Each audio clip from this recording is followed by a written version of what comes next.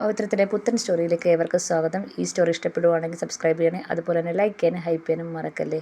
അങ്ങനെ വാസവനും ശ്രീനി സാറും കൂടെ ശ്രീകാന്തിനെ പിടിച്ചു നിർത്തിയിട്ട് കാര്യങ്ങളൊക്കെ ചോദിക്കുമ്പം ശ്രീകാന്ത് പറയാണ്, നിങ്ങൾ നാളെ ജയിച്ചാൽ MLA ആവത്തേ ഉള്ളൂ, അല്ലാതെ നിങ്ങൾ പോലീസൊന്നും ആകത്തില്ലല്ലോ.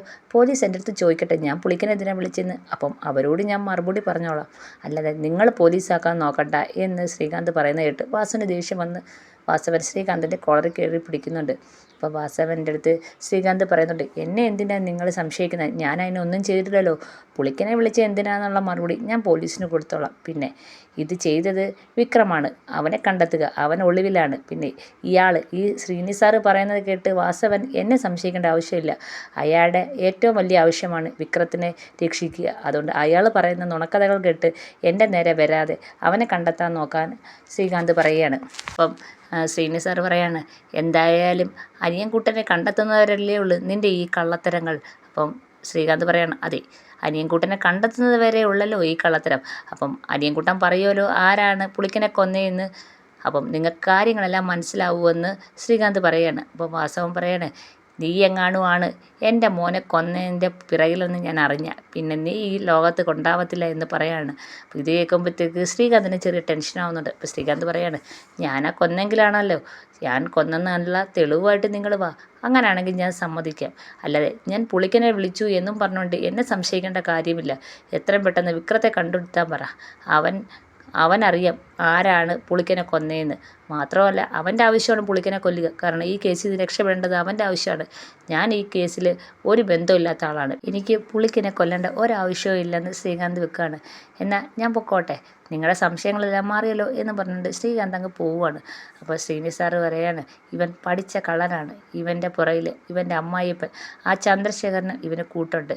ഇവന് ഇങ്ങനെയൊന്നും ഇവൻ്റെ അടുത്ത് ചോദിച്ചാൽ ഒരു കാര്യമില്ല, കൃത്യമായി തെളിവോടെ വന്ന് ഇവൻ്റെ മുന്നിൽ ചോദിച്ചാലേ ഇവൻ സമ്മതിക്കത്തുള്ളൂ. അപ്പോൾ വാസവൻ പറയാണ്, ഇപ്പം എനിക്ക് ഇവനെ സംശയമുണ്ട് എന്ന് പറയാണ്. കൂടെ നിന്ന് എന്നെ ചതിച്ചിട്ടുണ്ടെങ്കിൽ ഇവനെ ഞാൻ വെറുതെ വിടത്തില്ലെന്ന് വാസവനും പറയുന്നുണ്ട്.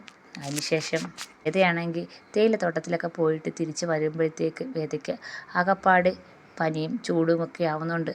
കുറേ നേരം കഴിയുമ്പോഴത്തേക്ക് വിക്രം വരുന്നുണ്ട്. വിക്രം അവിടെ എല്ലാം വേദയെ അന്വേഷിക്കുന്നുണ്ട്, വേദയെ കാണുന്നില്ല. അങ്ങനെ അകത്ത് നിന്ന് നോക്കുമ്പോൾ വേദയാണെങ്കിൽ ചുരുണ്ട് കൂടി ഇങ്ങനെ ഷീറ്റൊക്കെ പുതച്ച് കിടക്കുകയാണ്. അപ്പം വിക്രം ചോദിക്കുന്നുണ്ട്, എന്ത് പറ്റി? ഏയ് ഒന്നുമില്ല വിക്രം, ചെറിയൊരു പനി പോലെ, ആകപ്പാട് ചൂടും കുളിരും പോലൊക്കെ തോന്നുന്നെന്ന് വേദ പറയാണ്.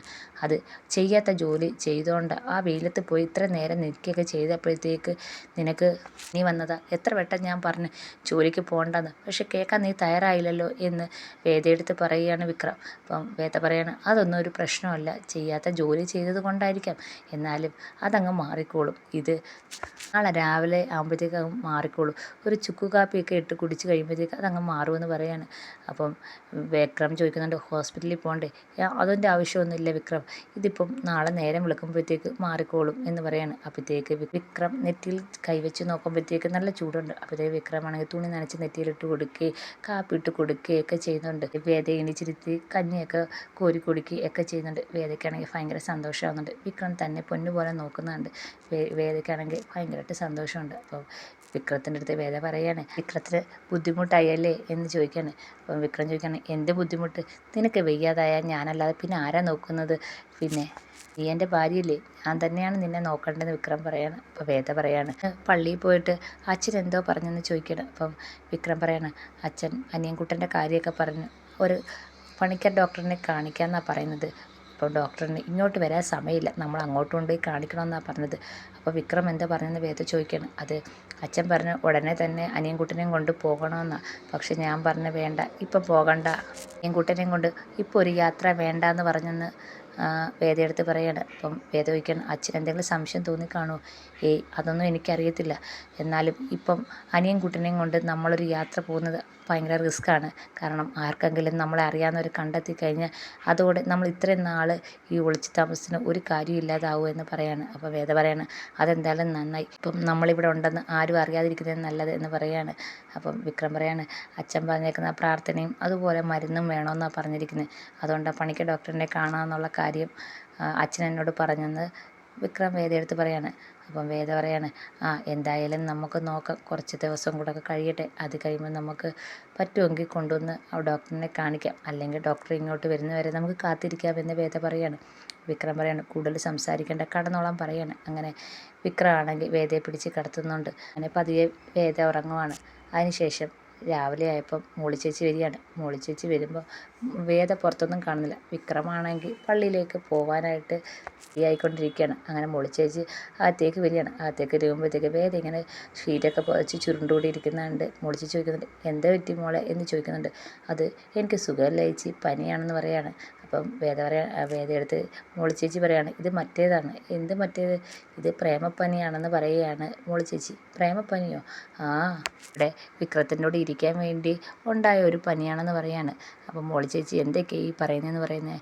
അപ്പം പറയാണ്, മാലാഖമാർ മോക്ക് ഇവിടെ വിക്രത്തിൻ്റെ കൂടെ ഇരിക്കാൻ വേണ്ടി ഒരവസരം തന്നെയാണ്. അപ്പം വേദ ചോദിക്കുകയാണ്, മാലാഖമാരോ?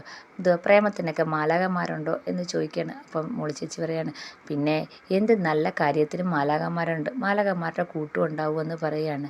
അപ്പം വേദ പറയാണ്, ചേച്ചി ആൾ കൊള്ളാലോ, പിന്നല്ലാതെ പ്രേമമെന്ന് വെച്ച് കഴിഞ്ഞാൽ ഒരു നല്ല കാര്യമല്ലേ, അപ്പോൾ എല്ലാ നല്ല കാര്യത്തിനും ഒരു മാലാഖ കൂട്ടുണ്ടാവും എന്ന് പറയുകയാണ്.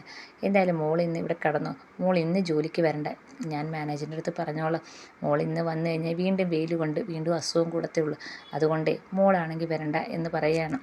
ഞാൻ മാനേജറിൻ്റെ അടുത്ത് ബാക്കി കാര്യങ്ങളൊക്കെ പറഞ്ഞോളാം എന്ന് പറയുകയാണ്. ശരി ചേച്ചി, ഞാൻ നാളെ വരാം, ഇന്നും കൂടെ റെസ്റ്റ് എടുക്കുമ്പോഴത്തേക്ക് പനി മാറുമെന്ന് വേദ പറയുന്നുണ്ട്. അങ്ങനെ മോളി ചേച്ചി അങ്ങനെ തേയിലത്തോട്ടത്തിലേക്ക് പോവുകയാണ്. ഈ സമയത്താണെങ്കിൽ അവിടെ ശ്രീകാന്ത് ആണെങ്കിൽ ആകപ്പാടെ ടെൻഷനിലാണ്. ചന്ദ്രശേഖരൻ്റെ അടുത്ത് ചെല്ലുകയാണ്, അച്ഛാ ഇന്നലെ രാത്രിയിൽ വാസവനും ശ്രീനി സാറും കൂടെ എന്നെ പിടിച്ചു നിർത്തി, അവന്മാർക്ക് എന്നെ നല്ല സംശയമുണ്ട്, പുള്ളിക്കൻ്റെ ഓൺ ഡീറ്റെയിൽസൊക്കെ എടുത്ത്, അപ്പോൾ ഞാനാണ് ഏറ്റവും കൂടുതൽ വിളിച്ചിട്ടുള്ളതെന്നുള്ള അറിവ് അവർക്ക് കിട്ടിയിട്ടുണ്ട്, അപ്പോൾ എൻ്റെ നേരെ ഒരു സംശയമുണ്ട്. ചന്ദ്രശേഖരൻ പറയാണ്, അതത്ര നല്ല കാര്യം അല്ലല്ലോ, അവർ ചോദിച്ചപ്പോൾ നീ എന്താ പറഞ്ഞത്? അത് ഞാൻ പുള്ളിക്കനെ വിളിച്ചില്ല എന്നുള്ള കാര്യം പറഞ്ഞില്ല, ഞാൻ പുള്ളിക്കനെ വിളിച്ചിട്ടുണ്ട്, അത് എന്തിനാണെന്ന് നിങ്ങളുടെ അടുത്ത് പറയേണ്ട കാര്യമില്ലല്ലോ, പോലീസ് എൻ്റെ അടുത്ത് വന്ന് ചോദിച്ചാൽ ഞാൻ അവരോട് പറഞ്ഞോളാം എന്നും പറഞ്ഞാണ് രക്ഷപ്പെട്ടത്. പക്ഷേ അവർ രണ്ടുപേരും കൂടെ എൻ്റെ മുന്നിൽ വന്ന് ചോദ്യം ചെയ്തപ്പോൾ ഞാൻ ആകപ്പാടെ ഭയന്ന് പോയെന്ന് പറയാണ്.